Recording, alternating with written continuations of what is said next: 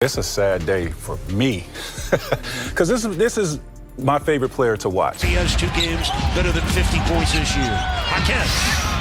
Ooh, way for the first half to end here in Miami. All of Mile High Denver right now holding their breath. There has never been a real answer for Nikola Jokić. No scheme, no matchup, no so-called stopper. The guy has been a walking cheat code for years, bending defenses without even looking rushed. And now the one scenario every fan quietly feared just hit us straight in the chest. Jokić is injured, and the NBA just lost its pulse. Oh, Joker being out, this changes the geometry, I think, of the whole league. The whole league feels different, darker, heavier. When he goes down, it's not just Denver feeling it. The entire game feels off, like the music stopped mid-song. This isn't just another injury update. This is straight heartbreak for basketball fans everywhere. That old line about "we playing checkers" hits way harder now. It's not a quote anymore. It's reality staring everyone in the face. Here's the painful truth. Jokić isn't just the Denver Nuggets' best player. He is the system, the offense, the flow, the confidence, the calm and chaos. All of it runs through him like electricity. Every pass looks easier because of him. Every role player moves with more belief because of him. Take him out, and suddenly Denver's rhythm cracks. Guys hesitate, spacing dies, and even solid players start second-guessing simple reads. And don't get it twisted. This doesn't just shake Denver. It sends shockwaves across the entire NBA. And watching him all the time, we get to see him. He's not the kind of guy to show that emotion unless something really bad happens. If this injury lingers, what does that mean for Jokic's legacy? Can the Nuggets survive a month without their anchor? Fans are panicking, analysts are scrambling, and rival teams are already sniffing blood. Rewind to the moment it happened. At first glance, it looked harmless. A routine switch, a teammate backpedaling, nothing crazy. Then, boom! One split second changed everything. The arena went dead silent, like the air got sucked out. But the worst part wasn't even the replay. It was Jokic's face. No acting, no exaggeration, no drama. Just that cold, honest look that says, yeah, this is bad, and everyone knew it. A sports medicine expert gets called in, someone who's seen this kind of situation before, and what he says next has fans holding their breath. Because one thing everyone knows, Nikola Jokić does not fake pain. When he limped off and never came back, that's when the fear really set in. If you're locked into this breakdown, make sure you subscribe, because this story is far from over. The whole world knew instantly this wasn't some minor tweak. He's in there, we playing chess. When he's not in there, we playing checkers. The energy inside the building flipped on a dime. Hope turned into silence. Silence turned into fear. This wasn't caution anymore. This was full panic mode, and you could feel it spreading fast. And not just with Denver fans. Even players wearing other jerseys felt it. That's how deep Nikola Jokic's impact really goes. When he gets hurt, it doesn't stay local. It ripples through the entire league like an earthquake. When Jokić goes down, the basketball world freezes for a second. Everybody holds their breath, waiting to see how bad it really is. And let's be honest, this didn't just pause a random game. It slammed the brakes on a stretch of straight-up dominance. Just nights earlier, Jokić was absolutely cooking. 56 points, 16 rebounds, 15 assists. That's not a stat line, that's a video game glitch. Who does that in real life? Nobody. He wasn't just hot, he was on a historic heater, making defenses look helpless. That's exactly why this injury felt like a gut punch. And the timing couldn't be worse. The best way to think about it is we all know the direction a knee is supposed to bend, and we all know the direction a knee is not supposed to go, the backwards way, right? Like a flamingo. And it's sort of the kind of, Spencer was backpedaling, covering Jaime Jaquez, stomped on his shin, ankle region, and really pushed that knee backwards. Nikola was also stepping forward to help cover and for some help defense there. And that kind of puts the knee in a position it's not supposed to be in. The thing that we can sort of fall back on now is that nothing was torn, there was no structural damage, and all the structures that are supposed to protect your knee did what they were supposed to. Because now the real question hits, what happens next to the entire league? If you think this doesn't mess with standings, playoff positioning, and even the MVP conversation, you're not paying attention. This changes everything, fast. One NBA legend broke it down with zero sugarcoating. The moment Jokić went down, the league's energy shifted overnight. Teams that used to tense up when Denver popped up on the schedule suddenly felt a little bolder. Coaches started seeing openings. Rotations looked cleaner. And for the first time in years, the Western Conference could actually breathe. But here's what people miss. This was never just about Jokić dropping 40 on your head. It's about what he forces everyone else to do. That's the scary part. He elevates the whole squad, turns role players into weapons, and leaves defenders guessing 2 steps behind. Then came the silence. That uneasy waiting period every fan dreads. Arena noise faded. Timelines went quiet. And all that filled the air were those dark what-if thoughts nobody wanted to say out loud. Finally, the update dropped, and with it, a massive wave of relief. Thankfully, the news wasn't as devastating as first feared. No torn ligaments, no surgery, no nightmare scenario. If you want the real breakdown as this story keeps unfolding, make sure you subscribe, because this situation is far from finished. And honestly, that alone felt like a huge win. In a league where one wrong step can wipe out an entire season, Nikola Jokić barely escaped a full-blown disaster. That part matters a lot. But don't twist it. Dodging the worst doesn't mean everything's perfect now. Injuries like this always leave a mark.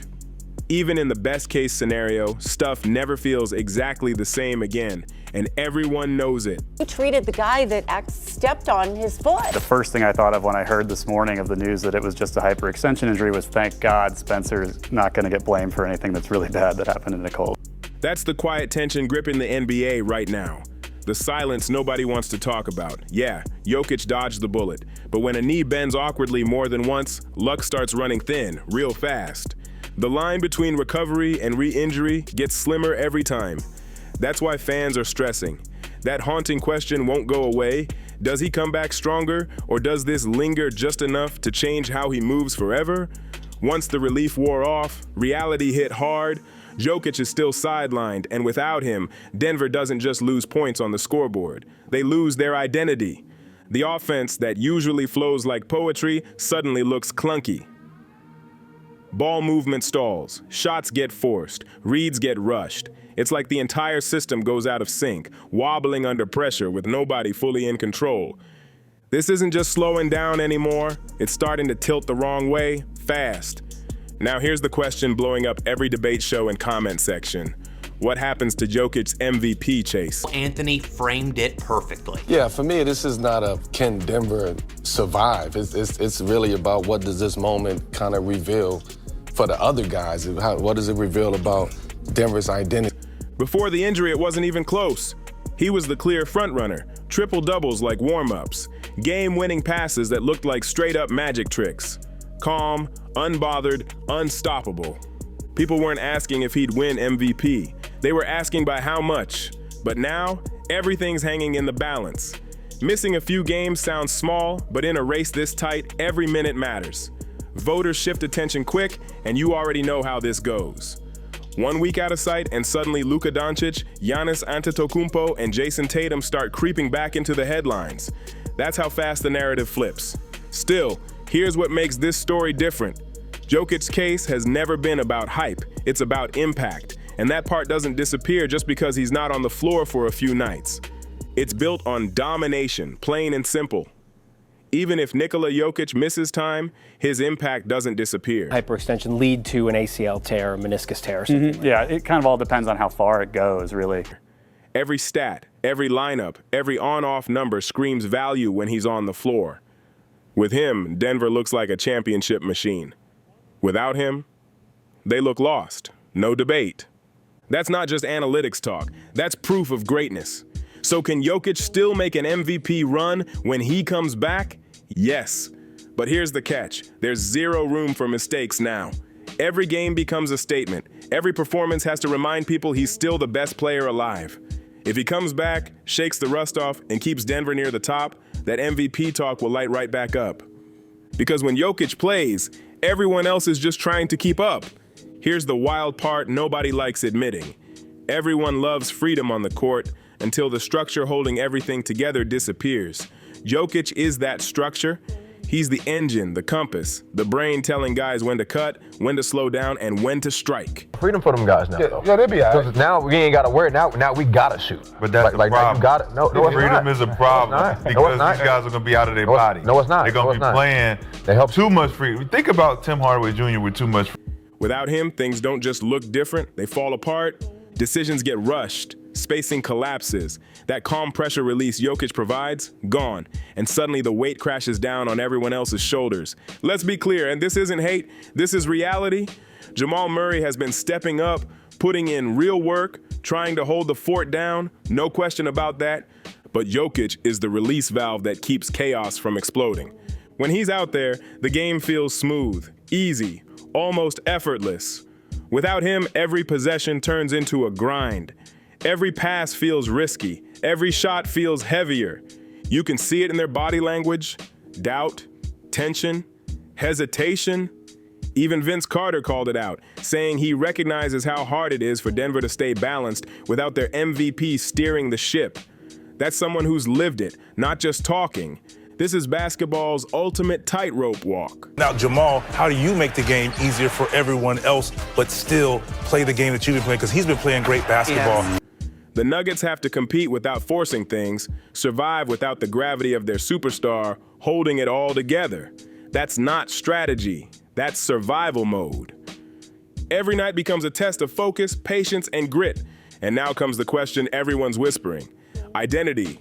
Who are the Denver Nuggets without Jokić running the show? Carmelo Anthony said it best, every real contender gets tested eventually. If you want to see how this test ends, subscribe and stay locked in, because this story is getting serious. Sometimes the test comes in June under blinding playoff lights. Other times it hits you early, out of nowhere, no warning at all. For Denver, that test is right now. And this isn't about talent, it's about discipline, chemistry, and heart. Moments like this are exactly why front offices stack deep benches and chase veterans who've seen chaos before. Because injuries happen, stars fall, systems bend. That's the reality of the league. But when pressure really clamps down, the truth comes out fast. You find out who's built to survive and who's been riding behind greatness without pulling their weight. That was an opportunity. This is why you signed the Tim Hardaways and the others, you know, the other guys that's on that team. This is the reason you signed. For Denver, this stretch isn't just about surviving. It's about making a statement. Proving that Nikola Jokic's greatness doesn't hide their flaws, it actually exposes their potential. He's never been the type of superstar who covers weaknesses. He elevates everything around him. He turns average into reliable, good into dangerous, just by being on the floor. Now without him, the Nuggets have a rare chance. A chance to prove they learned from his leadership. To show they can hold the line until their cornerstone returns. But let's zoom back in on the man himself. The best player in basketball right now. Jokić wasn't just putting up numbers this season. He was crafting one of those runs. The kind fans talk about years later. The type historians point to and say, yeah, that was the moment everything shifted. This wasn't flash. No gimmicks. No forced highlights. His dominance came from control, rhythm, a calm so deadly teams didn't even realize they were being dismantled until it was already over. Every pass, every rebound, every touch, smooth, surgical, unstoppable. This injury doesn't erase that greatness. It just pauses it. It steals chapters from a season that was turning legendary and yanks momentum from a story that felt untouchable. And for Jokić, this matters deeply because his career has never relied on hype. His game speaks quietly, through control, precision, and brilliance that echoes louder than any headline ever could. That's what makes him different. When he comes back, that silence is going to roar again. Jokić doesn't chase headlines, he doesn't beg for MVP votes, and he definitely doesn't care about trending moments. He just plays, and when he does, the league adjusts.